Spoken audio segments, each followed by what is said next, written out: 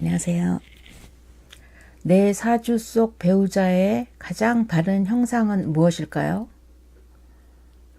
우리가 일생을 살아가면서 가장 오랜 시간 함께하는 사람은 이혼이나 사별 등 특별한 경우를 제외하고는 배우자인 것 같아요.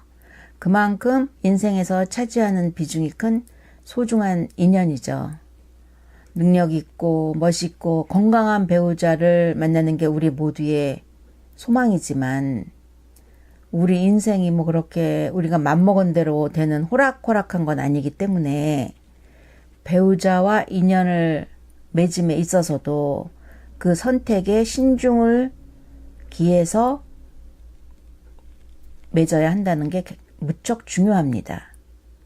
우리는 태어날 때 부여받은 그 사주 팔자, 즉 시간의 바코드가 있는데 그 안에 배우자 형상이 대충 그려져 있습니다.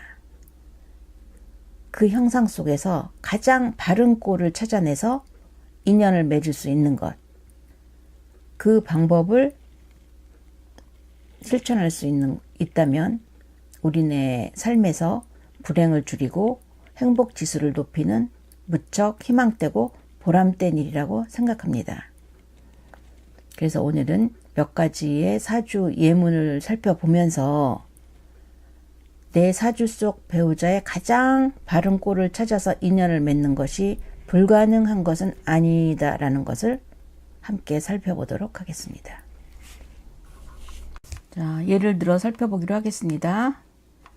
을미년, 김묘월, 정축일, 이민씨의 남편과 무술년, 을묘월, 기축일, 경호씨의 아내입니다. 일반적으로 남자는 재성을, 여자는 관성을 배우자로 하지만 재성과 관성이 사주 내에 없거나 미흡한 경우에는 주변의 상황을 살펴서 유력하고 일간에게 도움이 되는 글자 속에서 인연의 실마리를 찾습니다. 위의 경우는 일지축토 안에 재성 신금이 있지만 세력이 미약하고 투간하지 못했기에 강한 인성에서 배우자를 찾으면 됩니다. 을목, 미중의 을목, 묘목, 또 시지의 임목이 있죠. 일관 정화에게 도움이 되는 인성은 임목입니다. 임목 지장간에는 무, 병, 갑이 있죠. 인연의 실마리를 무, 병, 갑에서 찾으면 일생 처의 도움을 받을 수 있는 좋은 인연이 되는 겁니다. 사주상 유일한 하나의 무토를 지닌 띠궁합을 찾으면 되는 거죠. 이분은 결혼 당시 부모님이 강력하게 갑부집 처자인 동갑내기 을미생을 권했으나 무술생인 평범한 처자를 선택하여 결혼합니다. 만약 을미생과 결혼하였더라면 을목의 형상이 중복이 되고 앉은 자리 축토에서 잘리는 구조이므로 사별이나 이혼의 결과로 이어졌겠죠.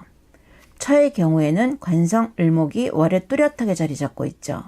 선택이 여지도 없이 을미생 남편을 만나게 된 것입니다. 서로의 사주 속 배우자의 바른 형상을 취한 거죠. 이 부부는 고위공직자로 존경받는 삶을 영위하고 자식도 모두 반듯하게 성장한 성공한 결혼 생활을 하고 계십니다. 두 번째로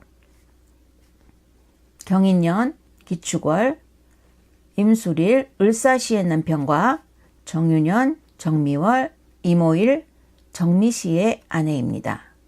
남자의 사주에서 일지 술토를 중심으로 재물이 모이는 구조죠. 술토의 지장간에는 신, 정, 무가 있습니다. 정해진 인연 그대로 가장 중요한 술토 속의 정화, 즉 정유생 아내를 맞은 겁니다. 여자의 사주에서는 미토 관성이 둘이죠. 이 사주에서는 연지의 유금이 핵심적인 역할을 합니다. 재물의 근원, 즉 종자씨의 역할을 하는 거죠. 유중에 신금, 경금이 있죠. 정해진 인연, 경인생을 남편으로 맞은 겁니다. 관성을 따라 배우자를 선택했다면 오늘의 풍요로움은 없었겠죠. 이 부부는 100억대의 부를 지닌 갑부입니다. 인연의 대문은 띠를 기준으로 살피는 것이 가장 적절한 방법입니다. 내 사주 속 인연의 형상, 가장 중요한 글자 속의 지장간을 잘 살펴서 인연을 만난다면 좋은 인연을 만나는 실마리가 될 것입니다. 여기에서 탤런트 이영애 씨의 사주를 잠깐 살펴볼까요? 경술년, 기축월, 병진일입니다. 상관생재의 구조죠. 지지의 흐름이 무척 순탄하네요. 술토 중에 신금이 축토에서 발화돼서 일지 진토 속에 을목으로 재탄생하고 본인이 병화로 꽃을 피웁니다. 아름다움을 유지하고 사랑받는 연기자의 구조가 잘 보여지고 있죠. 여기에서 가장 중요한 인자는 술 중에 신금입니다. 종자씨가 없으면 꽃이 피지 않는 당연한 이치죠.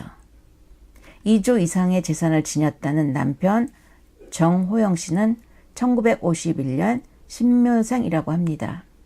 2년의 대문에서 신금을 공급해주면 이영애 씨 본인 병화와 합을 하는 결과입니다. 본인에게 가장 중요한 글자를 남편이 대문에서 팍팍 제공해주고 있죠. 큰 재물을 상징하고 있습니다. 마지막으로 엉뚱한 인연을 만난 경우를 살펴보도록 하겠습니다.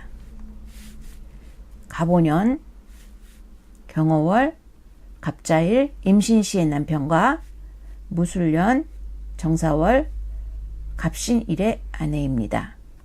남자의 경우 재성이 드러나지 않았고 월간의 경금이 열기에 달구어진 형상입니다. 부친과의 인연이 없음을 뜻하고 본인의 직업, 건강도 위태로움이 있습니다. 이런 경우에는 배우자의 인연을 일지의 자수, 시간의 임수에서 즉 인성에서 찾았어야 강한 열기를 식혀주므로 전화위복의 삶이 되었겠으나 설상가상으로 무술년 정사월로 열기를 증폭시키는 배우자를 선택했기 때문에 이 부부는 1998년 무인년을 고비로 각자의 인생길을 달리하게 되었습니다. 사주 구조가 좀 미흡하지만 배우자의 선택에서 좀 더 신중을 기했더라면 두 사람은 이별로 가지는 않지 않았을까. 강한 열기를 좀 피했다면 어땠을까요? 아쉬움을 남기는 인연입니다. 이렇듯 본인의 사주 구조에서 가장 도움이 되는 조합의 인연을 만난다면 외도, 이혼, 사별 등 우리 인생을 슬프게 하는 그런 불행은 어느 정도는 막을 수 있다고 감히 주장하는 바입니다. 다음에 뵙겠습니다.